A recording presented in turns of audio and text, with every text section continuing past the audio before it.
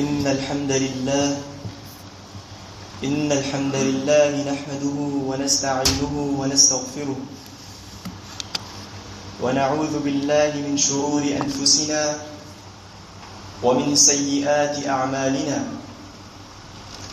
من يهده الله فلا مضل له ومن يضلل فلا هادي له وأشهد أن لا إله إلا الله وحده لا شريك له وأشهد أن محمدا عبده ورسوله يا أيها الذين آمنوا اتقوا الله حق تقاته ولا تموتن إلا وأنتم مسلمون يا أيها الناس اتقوا ربكم الذي خلقكم من نفس واحدة وخلق منها زوجها وبث منهما رجالا كثيرا ونساء واتقوا الله الذي تساءلون به والأرحام إن الله كان عليكم رقيبا يا أيها الذين آمنوا اتقوا الله وقولوا قولا سديدا يصلح لكم أعمالكم ويغفر لكم ذنوبكم ومن يطع الله ورسوله فقد فاز فوزا عظيما أما بعد فإن خير الحديث كتاب الله وخير الهدي هدي محمد صلى الله عليه وسلم وشر الأمور محدثاتها وكل محدثة بدعة وكل بدعة ضلالة وكل ضلالة في النار. قال الله تبارك وتعالى في القرآن المجيد فاستقم كما أمرت. وقال جل وعلا في مقام آخر إن الذين قالوا ربنا الله ثم استقاموا. وعن عائشة رضي الله تعالى عنها قالت قال النبي صلى الله عليه وسلم أحب الأعمال إلى الله أدومها وإن قل. لائق سب تکریم سامعین محترم، اللہ ذوالجلال ہم سب کے خالق و مالک ہیں. وہی ذات قادر مطلق ہے. اسی نے انسانیت کو پیدا کیا اور پھر انسانیت کو پیدا کرنے کے بعد اسے یوں ہی بیکار نہیں چھوڑ دیا، بلکہ اس کی رشد و ہدایت کے لیے انبیاء اور رسل کا ایک سلسلہ جاری کیا. اور یہ سلسلہ آدم علیہ الصلوۃ سے شروع ہو کر ہمارے پیارے نبی حضرت محمد مصطفیٰ صلی اللہ علیہ وسلم کے اوپر آگے ختم ہوتا ہے. نبی کریم صلی اللہ علیہ وسلم نے اللہ تعالی کی تعلیمات کی روشنی میں صحابہ کرام رضوان اللہ علیہم اجمعین کی صورت میں ایسی ہستیاں تیار کی اور ان کی ایسی تربیت کی کہ جنہوں نے دنیا کے کونے کونے میں پھیل کر اسلام کی روشنی سے ہمارے دلوں کو منور کیا اور دنیا میں اسلام کا بول بالا ہوا. سامعین محترم، رمضان المبارک کا خوبصورت مہینہ ہماری زندگیوں میں ایک دفعہ آیا تھا اور دیکھتے ہی دیکھتے ہم سے پھر رخصت بھی ہو گیا. رمضان المبارک کے اس قلیل سے عرصے میں تمام مسلمانوں نے خوب عبادات کی. ہر کوئی نیکی کے رستے میں سبقت لیتا دکھائی دیتا رہا. انفاق فی سبیل اللہ پر بھی خوب عمل ہوتا رہا. مسجدیں نمازیوں سے خوب آباد رہیں. رات کی تاریکیوں میں قیام کا بھی اہتمام کیا گیا. قرآن مجید کی تلاوت کا بھی اہتمام کیا گیا. اور قرآن مجید سننے کا بھی اہتمام کیا گیا. محبت، اتحاد اور خدمت کے مناظر بھی خوب دکھائی دیے. مہینے بھر کے اس قلیل عرصے میں کتنے ہی لوگوں نے اپنی زندگیوں میں تبدیلیاں لائیں. وہ شخص جو کبھی مسجد کے قریب بھی نہ دکھائی دیتا تھا، وہ بھی رمضان المبارک میں صف اول کا نمازی بن گیا. مگر ٹھہریے، سوچئے، رمضان المبارک کے ختم ہونے کے بعد عید کا چاند نظر آتے ہی یکسر فضا بدل گئی، مسجدیں ویران ہو گئیں، قرآن مجید کو غلافوں میں لپیٹ کر تاپوں میں سجا دیا گیا. کل تک جو نوافل کا اہتمام کرتے تھے، آج وہ فرائض اور واجبات میں بھی بے دریغ غفلت برتنے لگے. کیا ہم اللہ کی بجائے رمضان کی عبادت کرتے ہیں؟ کیا ہمارا ایمان اتنا کمزور ہو چکا کہ رمضان کے ختم ہوتے ہی ہماری نیکیاں بھی ختم ہو گئیں؟ کیا حالات اور تغیرات کی وجہ سے ہمارا ایمان بھی ختم ہو گیا؟ سامعین محترم، رمضان المبارک کا مہینہ آیا، رخصت ہوا، ہم نے نیکیاں کی. اب رمضان المبارک کے بعد ہمیں کیا کرنا ہے کہ ہمارا باقی سال بھی رمضان المبارک کی طرح ہی گزرے؟ ہمیں کون سے ایسے کام کرنے ہیں کہ جس طرح رمضان المبارک میں ہم نیکیاں کیا کرتے تھے، رمضان المبارک کے بعد بھی ہم ویسی ہی نیکیاں بجا رہے؟ تو اسی سوال کا جواب آج کے اس خطبہ جمعہ میں ہم بیان کریں گے. تو سب سے پہلا کام جو رمضان المبارک کے بعد ہمیں کرنا چاہیے وہ ہے اللہ تعالیٰ کا شکر ادا کرنا. اللہ تعالیٰ کا شکر ادا کیا جائے. یا اللہ، تیرا شکر ہے کہ تو میری زندگی میں ایک دفعہ پھر یہ خوبصورت مہینہ لے کے آیا اور تو نے مجھے صحت اور عافیت دی اور میں نے صحت اور عافیت کے ساتھ تیری عبادات کی. یا اللہ، تیرا اس بات پہ تیرا شکر ہے.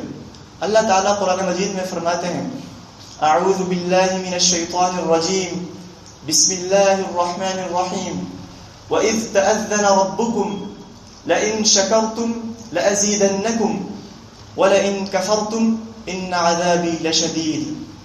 اور تمہارے رب نے تمہیں آگاہ کر دیا ہے، لَئِن شَكَرْتُمْ، اگر تم شکر ادا کرو گے، لَأَزِيدَنَّكُمْ، میں تمہیں مزید عطا کروں گا، وَلَئِن كَفَرْتُمْ، لیکن اگر تم نے میری نافرمانی کی، ناشکری کی، إِنَّ عَذَابِي لَشَدِيدٌ، تو میرا عذاب بڑا ہی سخت ہے.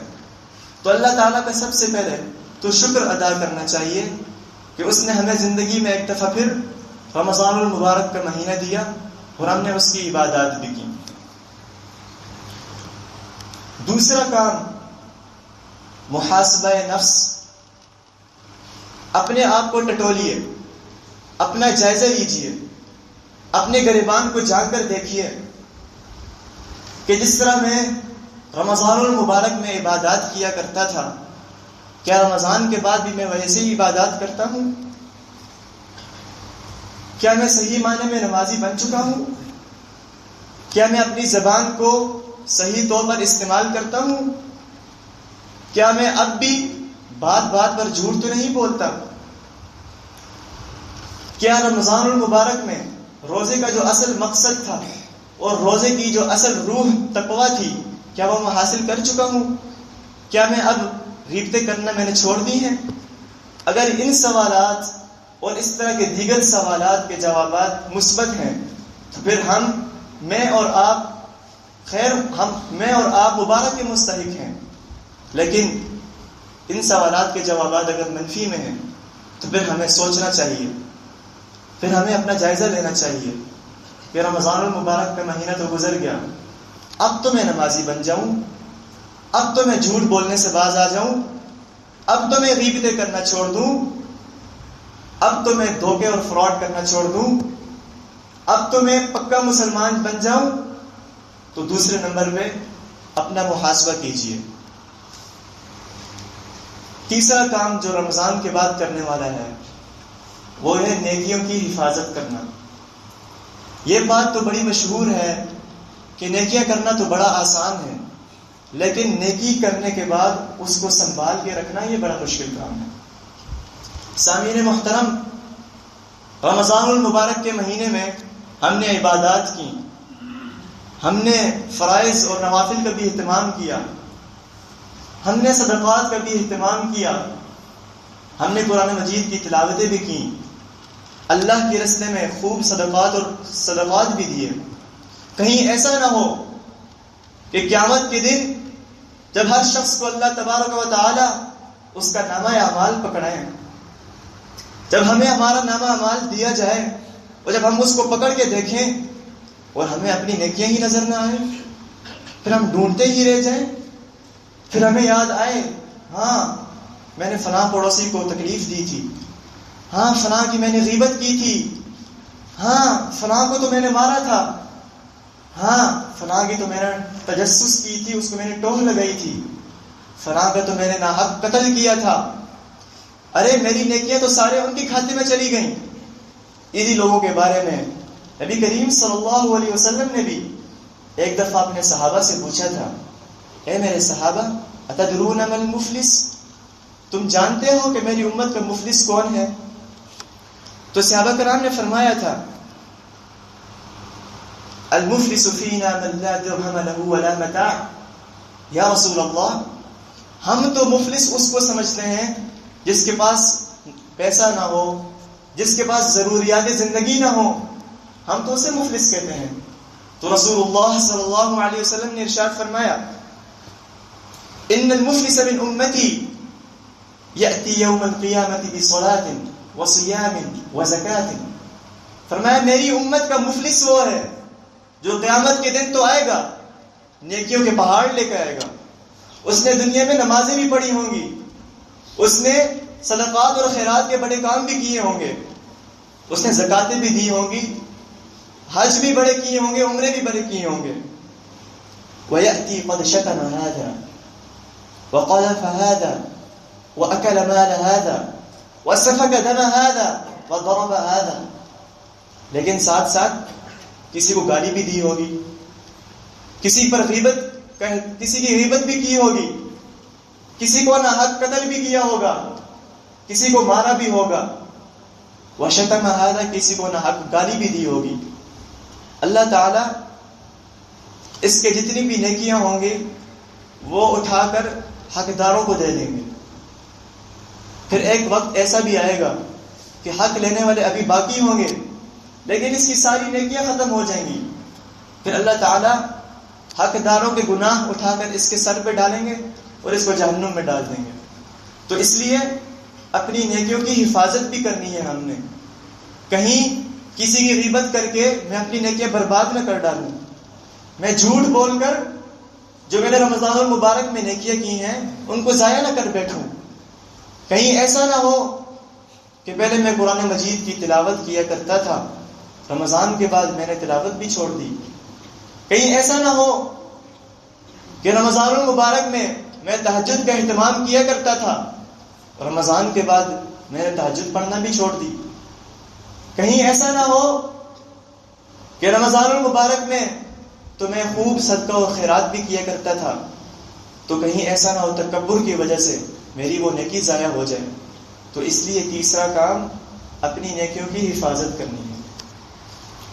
چوتھا کام جو رمضان المبارک کے بعد ہم نے کرنا ہے وہ ہے اعمال صالحہ پر استقامت اختیار کرنا۔ رمضان المبارک میں جو ہم نیکیاں کرتے تھے رمضان المبارک کے بعد بھی وہ نیکیاں کرنی ہیں۔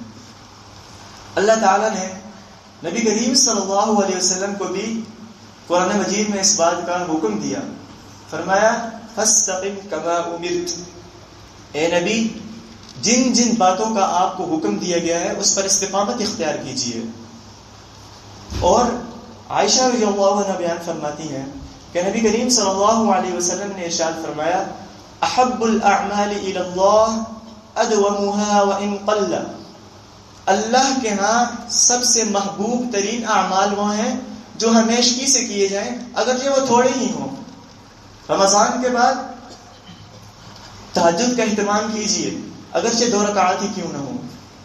رمضان المبارک کے بعد جس طرح رمضان میں صدقہ و خیرات کیا کرتے تھے، رمضان کے بعد بھی صدقہ و خیرات کا سلسلہ جاری رہنا چاہیے، اگرچہ تھوڑا ہی کیوں نہ ہو۔ رمضان میں جس طرح نوافل کا اہتمام کرتے تھے، جس طرح 12 سنتوں اور نوافل کا اہتمام کرتے تھے، رمضان کے بعد بھی اس پر استقامت ہونی چاہیے۔ جس طرح رمضان المبارک میں قرآن مجید کی تلاوت کیا کرتے تھے، رمضان کے بعد بھی قرآن مجید کی تلاوت پر استقامت ہونی چاہیے۔ اور نبی کریم صلی اللہ علیہ وسلم تو اس لیے دعا بھی کیا کرتے تھے، یا مثبت القلوب ثبت قلوبنا علی دینک، اے دلوں کو ثابت کرنے والے، ہمارے دلوں کو اپنے دین پر ثابت قدم رکھنا۔ اور اللہ تعالیٰ نے قرآن مجید میں بھی ایک دعا بیان فرمائی ہے، ربنا لا تزغ قلوبنا بعد اذ ہدیتنا، اے ہمارے رب ہدایت دینے کے بعد ہمارے دلوں کو ٹیڑھا مت کرنا، وَهَبْ لَنَا مِن لَّدُنْكَ رَحْمَةً، اور اپنی طرف سے ہمیں رحمتیں عطا کرنا۔ اور نبی کریم صلی اللہ علیہ وسلم کی ایک اور بھی دعا ہے، آپ صلی اللہ علیہ وسلم نے فرمایا، اللہم انی اسألک الثبات فی الامر، یا اللہ میں نیکیوں کے کام میں تجھ سے ثابت قدمی کی دعا کرتا ہوں۔ تو اس لیے چوتھا کام، اپنی نیکیوں پر استقامت اختیار کیجیے۔ رمضان المبارک کے بعد 5واں کام جو کرنے والا ہے وہ ہے چھوٹے ہوئے روزوں کی قضائی دینا۔ اسلام یہ ایک دین فطرت ہے، یہ ایک ایسا دین ہے جو انسان کی ذہنی قوت اور جسمانی ساخت کے اعتبار سے اس پر حکم جاری کرتا ہے۔ اس لیے شریعت کا کوئی بھی حکم ایسا نہیں جو انسان کی بساط اور طاقت سے اوپر ہو، بلکہ ہر شریعت کا حکم انسان کی طاقت کے مطابق ہے۔ اور شریعت تو اتنی آسان ہے کہ انسان کو ہر معاملے میں آسانی فراہم کرتی ہے۔ اللہ تعالیٰ قرآن مجید میں ارشاد فرماتے ہیں، وَمَا جَعَلَ عَلَيْكُمْ فِي الدِّينِ مِنْ حَرَجٍ، اللہ تعالیٰ نے دین میں تم پر کوئی تنگی نہیں رکھی، بلکہ اللہ تعالیٰ نے تم پر آسانیاں رکھی ہیں۔ تو اس لیے اگر شرعی عذر کی وجہ سے کوئی شخص رمضان المبارک میں روزہ نہیں رکھ سکا تو وہ بعد میں روزہ رکھ سکتا ہے۔ اللہ تعالیٰ قرآن مجید میں فرماتے ہیں، فَمَنْ كَانَ مِنْكُمْ مَرِيضًا أَوْ عَلَى سَفَرٍ فَعِدَّةٌ مِّنْ أَيَّامٍ أُخَرَ، تم میں سے جو شخص بیمار ہو یا وہ مسافر ہو، سفر پر ہو، اور وہ رمضان المبارک کا فرضی روزہ نہ رکھ سکا ہو، فَعِدَّةٌ مِّنْ أَيَّامٍ أُخَرَ، تو وہ باقی دنوں میں گنتی پوری کر لے، یعنی وہ بعد میں اس کی قضائی دے دے۔ اسی طرح کوئی عورت حاملہ ہے یا کوئی عورت دودھ پلانے والی ہے اور وہ رمضان المبارک کے روزے نہیں رکھ سکی تو وہ بھی بعد میں رمضان المبارک کے روزوں کی قضائی دے گی۔ انس بن مالک بیان فرماتے ہیں، رسول اللہ صلی اللہ علیہ وسلم نے ارشاد فرمایا، ان اللہ عز وجل وضع عن المسافر شطر الصلاة وعن المسافر والحامل والمرضع الصوم اب الصيام، فرماتے ہیں کہ اللہ رب العزت نے مسافر سے آدھی نماز کو ساقط کر دیا ہے، اور اللہ تعالیٰ نے دودھ پلانے والی عورت سے اور حاملہ عورت سے اور مسافر سے روزوں کو بھی ساقط کر دیا ہے۔ یعنی یہ نماز کے رمضان المبارک میں اگر روزہ نہ رکھیں تو بعد میں اس کی قضائی دیں گے۔ اسی طرح اگر مرنے والے پر روزے ہوں تو اس کی طرف سے بھی جو اس کا ولی ہوگا وہ روزے رکھے گا۔ نبی کریم صلی اللہ علیہ وسلم نے فرمایا، من مات وعلیہ صیام صام عنہ ولیہ، جو شخص اس حال میں فوت ہو جائے کہ اس کے اوپر رمضان المبارک کا روزہ ہو، یعنی اس کے روزے اس کے اوپر فرض تھے لیکن وہ کسی وجہ سے نہیں روزے رکھ سکا اور وہ فوت ہو گیا، صام عنہ ولیہ، تو اس کا ولی اس کی طرف سے روزے رکھے گا۔ اسی طرح کوئی عورت رمضان المبارک میں حائضہ ہو گئی یا نفاس والی ہو گئی تو وہ بعد میں اپنے روزوں کی قضائی دے گی۔ نبی صلی اللہ علیہ وسلم نے ارشاد فرمایا، الیس اذا حاضت المرأة لم تصلی ولم تصم، کہ جب عورت حائضہ ہو جاتی ہے تو نہ وہ نماز پڑھتی ہے اور نہ وہ روزہ رکھتی ہے، لیکن فرمایا کہ بعد میں وہ روزوں کی قضائی دے گی لیکن نماز کی قضائی نہیں دے گی۔ حائضہ عورت کے بارے میں نبی صلی اللہ علیہ وسلم نے ارشاد فرمایا۔ اسی طرح ایک شخص نے نظر کا روزہ مانا تھا لیکن اپنے نظر پوری کرنے سے پہلے ہی وہ فوت ہو گیا، تو اس کی طرف سے بھی اس کا ولی روزہ رکھے گا۔ جس طرح کہ حدیث میں آتا ہے ان امرأة اتت رسول اللہ صلی اللہ علیہ وسلم، ایک عورت نبی صلی اللہ علیہ وسلم کے پاس آئی اور کہا یا رسول اللہ صلی اللہ علیہ وسلم، میری والدہ نے نظر مانی تھی کہ وہ روزہ رکھیں گی لیکن اپنی نظر پوری کرنے سے پہلے ہی وہ اس دنیا سے رخصت ہو چکی ہیں، تو کیا میں ان کی طرف سے روزہ رکھ سکتی ہوں؟ تو نبی صلی اللہ علیہ وسلم نے فرمایا ارأیتی لو کان علی امک دین اکنت تقضی، یہ تو بتا اگر تیری والدہ پر کوئی قرض ہوتا تو تو کیا اس کی طرف سے اس قرض کی ادائیگی کرتی؟ فقالت نعم، اس نے کہا جی ہاں یا رسول اللہ، میں اپنے والدہ کی طرف سے ضرور قرض کی ادائیگی کرتی۔ تو فرمایا یہ روزہ جو اس نے نظر مانی تھی یہ اللہ کا قرض ہے اور اللہ کا قرض زیادہ حق رکھتا ہے کہ اس کو ادا کیا جائے۔ تو اسی طرح کوئی شخص نظر مانے روزے کی اور وہ روزے کی نظر رکھے بغیر، روزہ رکھے بغیر فوت ہو جائے تو اس کا ولی اس کی طرف سے روزہ رکھے گا۔ اسی طرح ایسا بوڑھا شخص جو نہ رمضان المبارک میں روزہ رکھ سکتا ہے اور نہ ہی اس روزے کی قضائی دے سکتا ہے بعد میں، تو اس کے بارے میں کیا حکم ہے؟ عبداللہ بن عباس رضی اللہ عنہ کا فتویٰ ہے لا بأس، فرمایا ایسا بوڑھا شخص جو رمضان المبارک میں بھی روزہ نہیں رکھ سکتا اور نہ ہی بعد میں اس کی قضائی دے سکتا ہے، اس کو چاہیے کہ وہ ہر دن کے بدلے ایک مسکین کو کھانا کھلا دے اور اس پر کوئی قضائی نہیں۔ دارالقطنی عبداللہ بن عباس رضی اللہ عنہ کا فتویٰ موجود ہے۔ اسی طرح رمضان المبارک کی قضائی کے جو روزے ہیں کیا یہ پے در پے رکھنے ہیں، لگاتار رکھنے ہیں، یا اس میں کوئی وقفہ بھی ہو سکتا ہے؟ اس کے بارے میں بھی عبداللہ بن عباس رضی اللہ عنہ فرماتے ہیں لا بأس ان يفرق لقول اللہ تعالی فعدۃ من ایام اخر، اگر کوئی شخص کسی وجہ سے بھی، چاہے وہ مسافر ہو، چاہے وہ بیمار ہو، چاہے وہ دودھ پلانے والی عورت ہو، چاہے وہ حاملہ عورت ہو، چاہے وہ حیض یا نفاس والی عورت ہو، چاہے وہ کسی وجہ سے بھی رمضان المبارک کا فرضی روزہ نہیں رکھ سکا شرعی عذر کی وجہ سے، اگر وہ بعد میں اس کی قضائی دے تو اس پر کوئی حرج نہیں کہ وہ لگاتار بھی روزوں کی قضائی دے سکتا ہے اور وقفے وقفے سے بھی روزوں کی قضائی دے سکتا ہے، کیونکہ اللہ تعالیٰ نے فرمایا ہے فعدۃ من ایام اخر، کہ دوسرے دنوں میں اس کی گنتی پوری کر دو۔ اللہ نے یہ نہیں فرمایا کہ لگاتار روزے رکھو اور نہ ہی اللہ تعالیٰ نے یہ فرمایا ہے کہ وقفے وقفے سے رکھو، بس اللہ نے صرف یہ کہا ہے کہ دوسرے دنوں میں گنتی پوری کر لو۔ تو اس لیے عبداللہ بن عباس رضی اللہ عنہ کا یہ فتویٰ ہے کہ وہ پے در پے بھی رکھے جا سکتے ہیں اور وقفے وقفے سے بھی رکھے جا سکتے ہیں۔ ایک اور سوال یہ بھی ہے کیا جان بوجھ کر روزہ چھوڑنے والا بعد میں اس کی قضائی دے گا؟ عبداللہ بن مسعود رضی اللہ عنہ فرماتے ہیں من افطر یوما من رمضان من غیر عذر ولا مرض لم يقضه صیام الدہر وان صامه، اگر کوئی شخص رمضان المبارک کا فرضی مہینہ، فرضی روزہ بغیر کسی شرعی عذر کے، بغیر کسی بیماری کے چھوڑ دے گا، اگر وہ اس کے بعد پوری زندگی بھی روزہ رکھتا رہے اس کی قضائی دینے میں، تو پھر بھی وہ اس کی قضائی نہیں دے سکتا۔ تو اس لیے سعودی عرب کے جو علماء ہیں ان کا یہ فتویٰ ہے کہ اگر کوئی شخص رمضان المبارک کا فرضی روزہ بغیر کسی شرعی عذر کے، بغیر کسی بیماری کے چھوڑ دیتا ہے تو ایسا شخص سخت گناہگار ہے، بلکہ کچھ نے تو کہا ہے کہ ایسا شخص تو کافر اور مرتد ہے۔ اس کو چاہیے کہ اللہ تعالیٰ سے زیادہ توبہ کرے اور زیادہ سے زیادہ نیکیوں والے کام کرے، اور وہ اس روزے کی قضائی نہیں دے گا بلکہ وہ اللہ تعالیٰ سے توبہ اور استغفار ہی کرے گا، کیونکہ حدیث کہتی ہے اگر وہ سال بھر اور پوری زندگی بھی قضائی دیتا رہے تو پھر بھی اس کی قضائی نہیں دے سکتا۔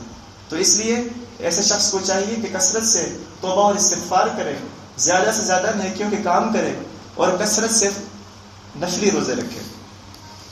رمضان المبارک کے بعد کرنے والے کاموں میں سے چھٹا کام یہ بھی ہے کہ شوال کے 6 روزے رکھے جائیں. نبی کریم صلی اللہ علیہ وسلم نے ارشاد فرمایا من صام رمضان ثم اتبعه 6 من شوال كان كصيام الدهر. جو شخص رمضان المبارک کے فرضی روزے رکھے اور اس کے بعد شوال کے 6 روزے رکھے تو اس کی فضیلت اتنی ہی ہے گویا کہ اس شخص نے پورا سال ہی روزے رکھے. اور ایک اور حدیث میں سنن ابن ماجہ کی حدیث ہے نبی کریم صلی اللہ علیہ وسلم نے ارشاد فرمایا کہ رمضان المبارک کے روزے رکھنا یہ 10 مہینوں کے روزے رکھنے کے برابر ہے اور شوال کے 6 روزے رکھنا یہ 2 مہینوں کے روزے کے برابر ہیں. سنن ابن ماجہ کی یہ حدیث ہے اور شیخ البانی اس حدیث کو صحیح قرار دیتے ہیں. تو گویا کہ شوال کے 6 روزے رکھنا یہ پورا سال روزے رکھنے کے برابر ہے. تو اس لیے ہمیں ان روزوں کا بھی اہتمام کرنا چاہیے. اللہ تعالیٰ سے دعا ہے کہ اے اللہ جس طرح رمضان المبارک کے مہینے میں ہم تیری عبادات کیا کرتے تھے ایسے ہی ہمیں رمضان کے بعد بھی ان نیکیوں پر استقامت اختیار کرنے کی توفیق عطا فرمائے. وآخر دعوانا ان الحمد للہ رب العالمین.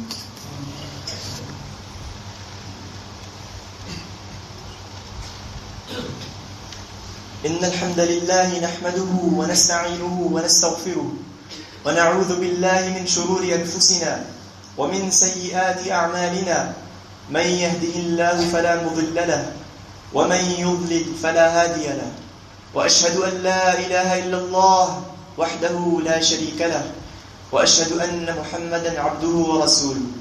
أما بعد اللهم صل على محمد وعلى آل محمد كما صليت على إبراهيم وعلى آل إبراهيم إنك حميد مجيد. اللهم بارك على محمد وعلى آل محمد كما باركت على إبراهيم وعلى آل إبراهيم إنك حميد مجيد. اللهم وفقنا لما تحب وترضى من القول والفعل والنية. ربنا آتنا في الدنيا حسنة وفي الآخرة حسنة وقنا عذاب النار. ربنا لا تزغ قلوبنا بعد إذ هديتنا وهب لنا من لدنك رحمة إنك أنت الوهاب. ربنا تقبل منا إنك أنت السميع العليم وتب علينا إنك أنت التواب الرحيم. سبحان ربك رب العزة عما يصفون وسلام على المرسلين والحمد لله رب العالمين.